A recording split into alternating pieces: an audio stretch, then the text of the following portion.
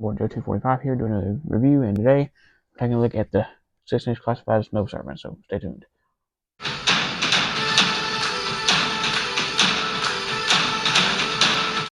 This may look a little bit weird, and that's because I'm using a different tripod system. I accidentally broke my other one in the last review, so the angle and stuff may look a little bit off from the other one, but still, yeah, it don't look too bad from what I can see here. But so anyway, get into the review. If you remember, I did get this for Christmas a couple months ago, and I have reviewed the vintage figures, so that's why I'm going ahead and reviewing this figure.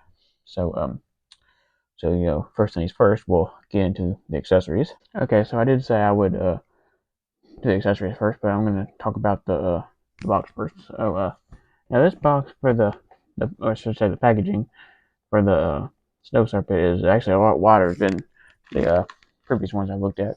We bring Snake Eyes' box in here for comparison. As you can see how much wider it is than Snake Eyes', which why they made this one wider, I'm not sure. I guess maybe because the Snow Serpent is kind of a bulky figure. But you can see mine, the side of the box is a little bit crushed in right there. But you see, I think that's what your file card is right there. On the side, it's very similar to the other two I've looked at. There's a Cobra logo. It's got all your accessories lined up front there. The portrait of the Snow Serpent. You got to do a Classified series, Cobra Snow Serpent. Your Cobra logo. That's bro. The other side's got some cool artwork of the Snow Serpent. And it's the 93rd figure in the series. Going to the back here, as you can see, it's got, all your accessories labeled out and the features, stuff like that. And not much more there at the bottom. And this one is just like the other two, as you can see. So I'm not going to pull everything out because I done showed you what's inside the other two. So that's enough about the packaging. So let's get into the accessories. First accessory the Snow Serpent comes with is this very, very tiny knife here, as you can see. There's no paint detail or nothing on here. It's just, a flat black knife. But you can see there is some sculpted detail on the handle there.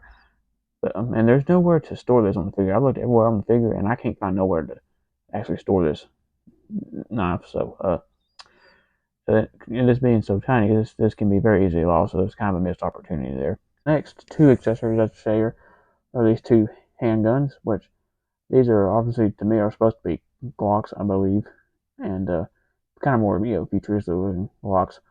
But see, they're all flat black like the knife, no paint details, but these are pretty cool. And now the figure only gets a good grip on one of these because the other hand it's hard to get in there. So I'll show you here in the right hand of the figure gets actually a pretty good grip on it if I can get it in there. See, it kind of bends the gun a little bit, but as you can see, it gets a pretty good grip on that one. But this hand is kind of more of a closed hand, so you can't really get it in there hardly at all because it's I think it's more meant to like hold the knife, so you can really again holding one of them, and he does feature twin holsters on his legs there, where you can stick the guns when he's not using them. So thirdly, we have this gun right here, which is like a submachine gun. Like this, it looks like the gun that the Cobra soldiers used in the Samba animated series. That's what this is probably based on. But and this looks like a modified grease gun to me, and the magazine is removable, which is pretty cool. I don't think there's a sculpted bullet. I don't think there's a bullet on there. It's just a plastic, like where it's broke off the tab or something in the factory. But see, it'd be cool if you could remove like this barrel and stuff like that. Dash, it'd been cool, but unfortunately it's not. But there's a scope on the top here. There's also no paint detail on this. It's all flat black. But it's pretty cool. And he does actually get a good hold on this. I actually had him holding it in the beginning of the video. So this is actually one of my favorite of the weapons that he comes with. Fourth weapon is this here, which is I think it's supposed to be an AR or M4 type looking weapon. I say type because it's not exactly an M4, but it kind of resembles one. Once again, the magazine is removable, which is pretty cool. And get back in there. It's got a grenade launcher on the bottom there. Got a really long barrel. This looks like a scope mount up here, but there's no scope. It's got this thing, which is supposed to be a carry handle, I think, but this kind of looks like it goes on a pulse rifle from Aliens. I want to introduce you to a personal friend of mine. This is an M41A pulse rifle. And you got your stock and your butt plate and thing like this. So it's kind of L15 style rifle, like it's kind of a little bit more futuristic AR or something, but still pretty cool. Now the only thing about this is the original Snow Serpent came with a AK-47 with a folding stock, which to me I think this figure should have came with because being Cobra the bad guys, in the movies bad guys always use AK-47, so I think if they would give him that, which if you were to give the Snow Serpent this weapon right here, which this is the AK-47 that came with the uh, Cobra Officer, which I haven't reviewed yet, but um, I'll show you what he looks like with this, and he looks pretty cool with this. So if you want to, you give him this weapon, and it kind of makes it look more like the vintage toy. Last but not least, for his weaponry, we have this bazooka. Let me kind of zoom out because this bazooka is large. There we go. And unfortunately, the handle on mine is kind of cracking a little bit, so yours does this. You need to be careful because you don't want to snap the handle off. But that's how you kind of hold on to it, like if you were to use this weapon. And this rotates out of the way. You can actually unpeg this too. That's how you load the missile into the bazooka. And it's got this one actually has paint detail too. It's got like a painted white pad on here on both sides. That's the only bit of paint on this weapon. And it's got a strap, which actually does. I think the strap is actually painted. It looks like it is. So that's two paint details on this weapon. Actually, the other weapons actually do not have. And it is hollow, so if you take this off, you can see all the way through it, just about it. But and there's a reason this comes off as hollow and stuff, and I'll show you what that's for here in just a minute. There's like a carry handle in here, which is also for something else. I'll show you in just a second. But um, so pretty cool. Next accessories, keeping up with the bazooka theme, is this backpack here, which this right here is actually for the carry handle I showed you just earlier. You can put it on like so, and then if I can get it to snap in, there we go. There we go. So that's how you store the bazooka on the figure, which looks pretty cool. I'm gonna take that back off though, so I won't be in the way. So you can see this is all mostly black too, but it does have some white paint on the pouch here. You got the missiles. These can be removed. I'm not gonna remove every single one of these, but you can remove the missile. The missiles have no peg detail whatsoever. So you go to the back of this, there's like rivets and stuff, which is pretty cool. There's a peg to put in the figure's back. The missile, like I said, there's no paint on here, but you see it's all flat gray. But the missile you can take and either stick in the back like you're loading the rocket, which I think it won't go all the way in. I don't. Yeah, it will. So it goes all the way in, but which now it's stuck. But let me get that one out because I got that one stuck. But you can put it in there like so, or you can stick one into the front like so, like it's like that. So you act like you're shooting a missile out. Which if you have a flame effect, that would look really cool actually. Okay, so I figured out what you can do if you got the missile stuck in the back. You can take the other missile, go from the front like this, and it'll push the other missile out so you can get it out. That's a good way to get the other missile out if you get stuck. The next accessory is these goggles, which the goggles help kind of complete the look of the figure, which I'll show you in just a second. But it's mostly all black, but with a little bit of paint on the visor itself there. It's got a black strap that goes all around with some details like it's an elastic strap. Now you can take the figure and put this on over the head like so, and that kind of completes the look. And if you want to, you can put it up like so, and then you have how the vintage figure actually looks. Which if I display it this way, I'll probably display it like that because that's the coolest way to me. Okay, so the next accessory, there's a lot of accessories, is this pair of snowshoes, which are very different looking from the vintage ones. See, these also have zero paint applications, but they are white, which is a good color for a snowy environment. There's the pegs for the figure's foot to go onto, and see, there's a little bit of detail at the bottom, like kind of like a diamond tread, which is pretty cool. Now, the way these work is you take the figure's foot and put it into the shoe there, and then peg it on, which is kind of hard to get it on there, but once you get it on there, that's how it looks, which is actually pretty cool. Okay, so the second to last accessory is this like snowboard, which is pretty cool. It's got on the front there is a Cobra logo. There's where you peg the figure's feet into. That one's a little bit crooked. I don't know if it's supposed to be crooked that way, or if it's just mine's just kind of defected. But you turn around to the back, there's a lot more details, like a digital camo at the bottom. There's also a awesome logo right there, like a snake and a mountain. I don't know what I think it's supposed to be. Yeah, it goes this way. It says like a like I said, a cobra snake and a mountain and stuff, like it's a cobra snow core or something, which is actually pretty cool. Now, again, the figure on this, its mine is a little bit crooked. It's kind of tricky. I don't know. Like I said, I don't know if that's supposed to be that way or. Yeah. So you see, that's kind of what it looks like. I don't see. It's not mine. Does not want to stay pegged in very good. I think it's because mine's kind of crooked. Let me look at the box. And the box is showing it crooked, so it may supposed to be that way, but that's kind of how it looks, and it could be used as a base for the figure to stand on too, so if you want to use it that way. Okay, so last accessory or accessories is this cape and this hood, which is made up like a wolf, which is pretty cool. And as you can see, take that off out of the way. There's no paint on the inside because it's gonna be up against figures and you won't see it. But on the outside, there's actually some paint, like a darker shade goes into the lighter gray, which is pretty cool. And the helmet or the hood here is actually the same way. It's actually got painted details, like it's got the flesh tone of the gum and the teeth on there. Got the black on the nose and the eyes, and on the paws, there's paint on the paws there too, which is actually pretty cool. So they actually had a lot of paint detail to this. That may be one reason why there's no paint deco on the weapon.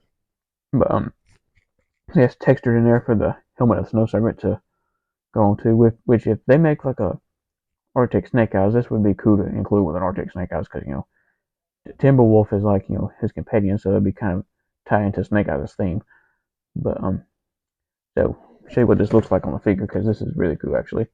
So you put the cape around the figure's shoulders, and there's a peg on there that pegs into the peg hole on the back there. If I can get it to go in, see, I think it just went in. Yeah. So you can pull the goggles down for this because if you don't, they're gonna get in the way.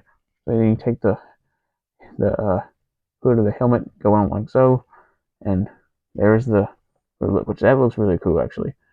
And which to me this kind of makes it look like a snow serpent that kind of maybe got separated from his unit or something and ended up on his own for a long time.